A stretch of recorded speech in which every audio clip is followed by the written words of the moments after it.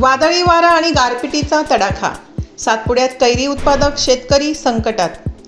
काल सायंकाळी झालेल्या वादळी वारा आणि गारपिटीमुळे सातपुड्यातील कैरी उत्पादक शेतकऱ्यांचे मोठे नुकसान झाले आहे।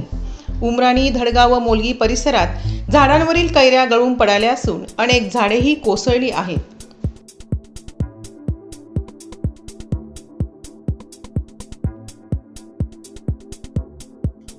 माझं नाव बिभीषण वंतीलाल पावरा, मी उमराणी गावाचा रहिवासी।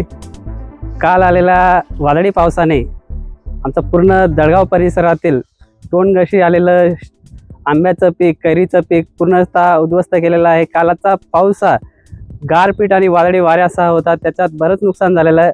आमचं हे झाड आहे त्याच्यापासून आम्हाला दरवर्षी कमीत कमी 50 ते 60 हजार रुपये उत्पन्न मिळायचं, ते आता 5,000वर पण येणार नाही। तर आम्ही आधीच हवालदिवाळ झालेलो आम्ही शेतकरी।